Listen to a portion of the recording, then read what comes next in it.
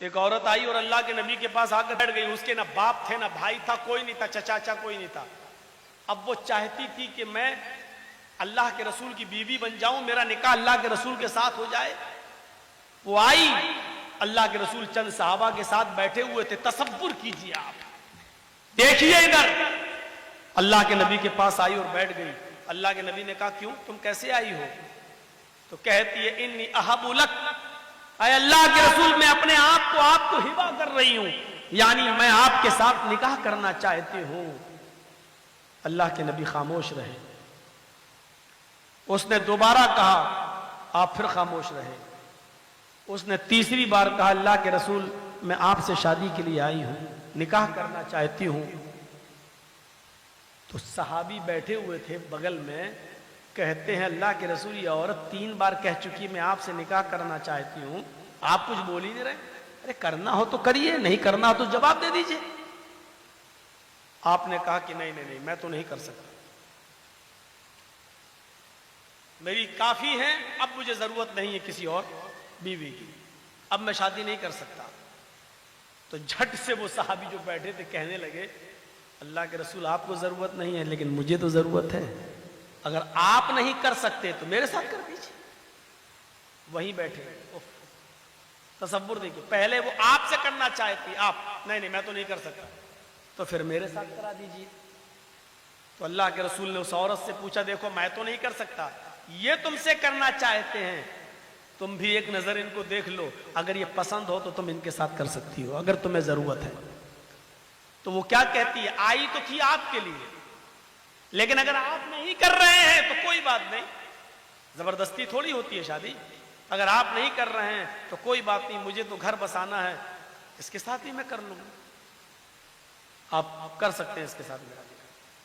اللہ کے رسول نے کہا یہ عورت تیار ہو گئی اس کے ساتھ شادی کرنے کے لیے، تو آپ نے اس عورت سے نہیں پوچھا تیرے باپ ہیں کہ نہیں، لڑکے کو کیا دیں گے، کپڑا کتنا دیں گے، سونا کتنا ملے گا، ساڑی کتنی ملے گی، چادر کتنی ملے گی. آپ نے یہ سوال لڑکی سے نہیں کیا، عورت سے نہیں کیا. عقل مند لوگوں سنو،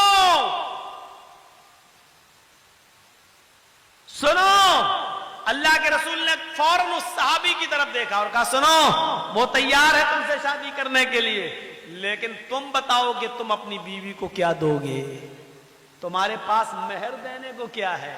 سب سے پہلا سوال صحابی سے، وہ تیار ہے لیکن نکاح بغیر مہر کے نہیں، پہلے یہ بتاؤ کہ تم اپنی بیوی کو مہر کیا دو گے. تو مہر کا نام سنا تو فوراً کہنے لگا ما عندی شیء، جب کچھ ہے ہی نہیں تو دوں گا کیا. کیا یہ تصور کر سکتے ہیں آپ شادی کا، اس کے پاس کچھ نہیں اور شادی کرنا چاہ رہے ہیں. کیا ہمارے پاس ہے؟ ہم لوگ کیا کہتے ہیں، پہلے اپنے پیروں پہ کھڑے ہو جاؤ پھر شادی کریں گے، پہلے گھر تو بنوا لو، پہلے کاروبار تو کر لو، پہلے کوئی بزنس تو کر لو، پہلے نوکری تو لگ، بعد میں شادی کریں گے، آ گئی تو کھلائیں گے کیا. اللہ کے رسول نے اس صحابی سے پوچھا کہ تم مہر کیا دو گے، کہنے لگے کچھ نہیں ہے میرے پاس. اللہ کے نبی نے فرمایا جاؤ اپنے گھر میں تلاش کرو، شاید کوئی چیز مل جائے مہر دینے کے لیے. کہا ہاں ٹھیک ہے جا رہا ہوں. گیا گھر، اپنی ماں سے، اپنی بہن سے اور جو گھر میں ہوتے ان سے پوچھا کہ کچھ ہے، سب نے جواب دیا کچھ نہیں ہے. کہا کیوں؟ کہا شادی کرنا چاہتا ہوں، مہر دینے کے لیے کچھ نہیں ہے، گھر میں بہت کچھ ڈھونڈا چاہتا کچھ نہیں ملا.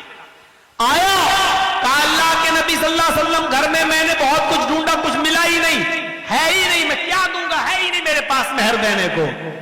اللہ کے نبی صلی اللہ علیہ وسلم نے پھر اس کو دوبارہ بھیجا. حدیث کے الفاظ دیکھیے، آپ نے کہا التمس خاتما من الحدید، لوہے کی انگوٹھی ہی مل جائے تو وہی لے آؤ، سونے کی نہیں، چاندی کی نہیں، لوہے کی انگوٹھی. آج 2 روپے میں ہمارے میلے میں مل جائے گی.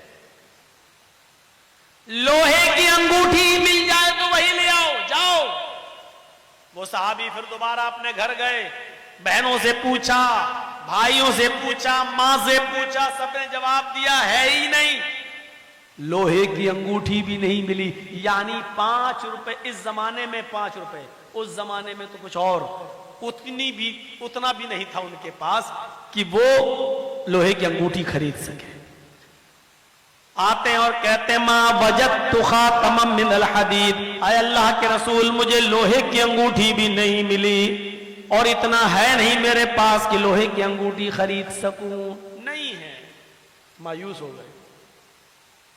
اللہ کے نبی نے کہا تعجب ہے، تمہارے گھر میں کچھ نہیں ہو، چلے نکاح کرنا، لوہے کی انگوٹھی بھی نہیں ہے، پھر مہر کیا دو؟ کہتا ایک چیز ہے، یاد آیا۔ اب دیکھیے یاد بھی آئی تو کیا چیز یاد آئی، آپ کو بھی ہنسی آئے گی۔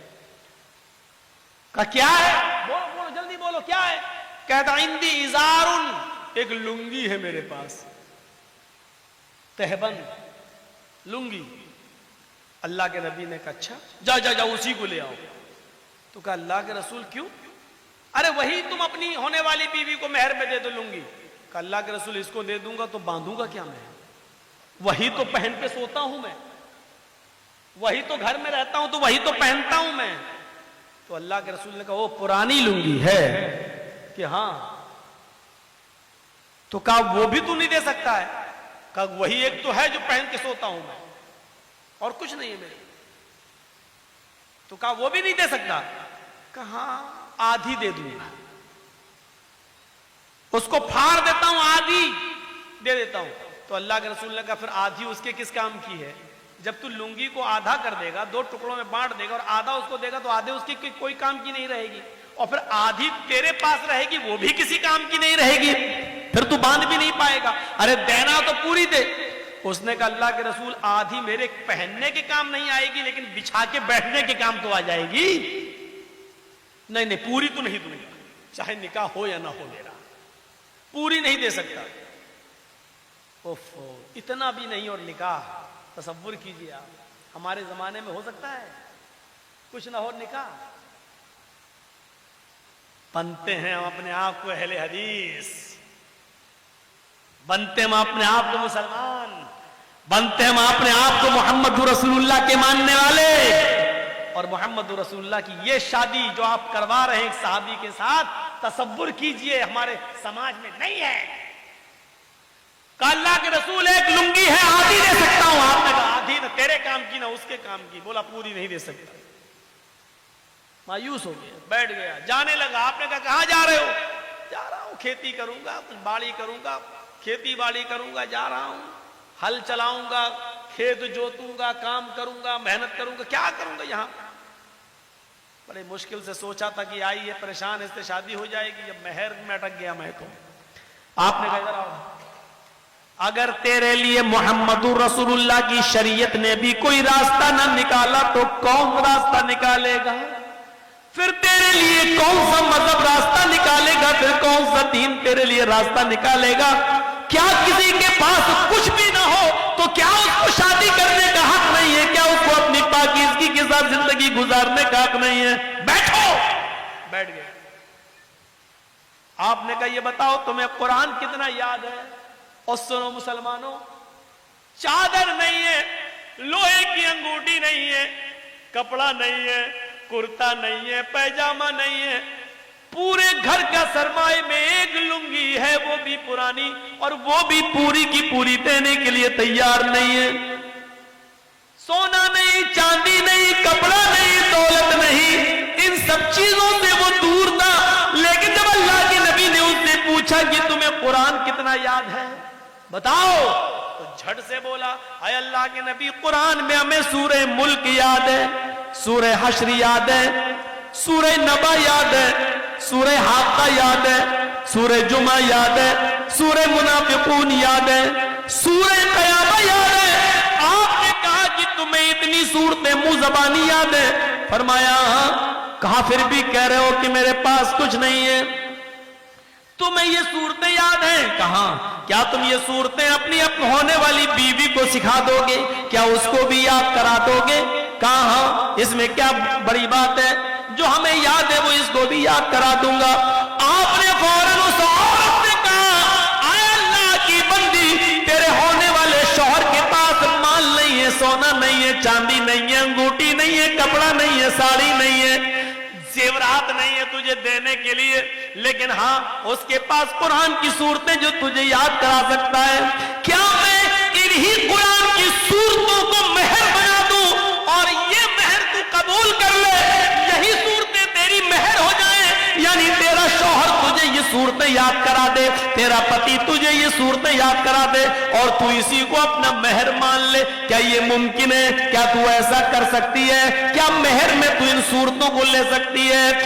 चीख पड़ी, आय अल्लाह के नबी बस कीजिए, बस कीजिए। जिस औरत के निकाह में कुरान की सूरतें मेहर बन जाएं, जिस औरत की निकाह में कुरान की आयतें, कुरान की सूरतें मेहर बन जाएं, उससे ज्यादा बाबरकत निकाह किसका हो सकता है?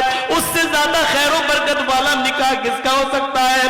फिर अल्लाह के नबी सल्लल्लाहु अलैहि वसल्लम ने खड़े होकर निकाह पढ़ा दिया और उस औरत को खुद काजी बन गए।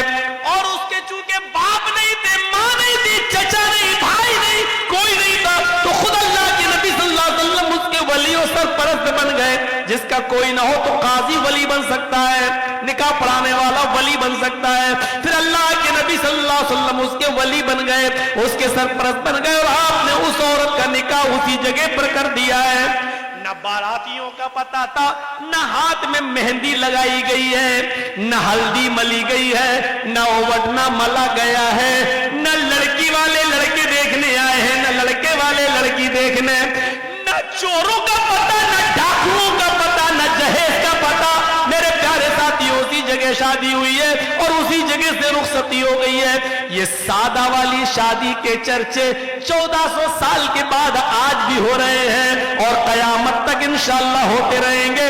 तुम्हारी शादियां इतनी महंगी कि शैतान भी पनाह मांगे। बताइए उसके चर्चे कितने दिन होते हैं? ज्यादा से ज्यादा 1 महीना, 2 महीना, 1 साल। फिर तलाक की नौबत आ जाती है तो ये होता है कितना खर्च किया था, देखो आखिर क्या हुआ है उस शादी का हाल।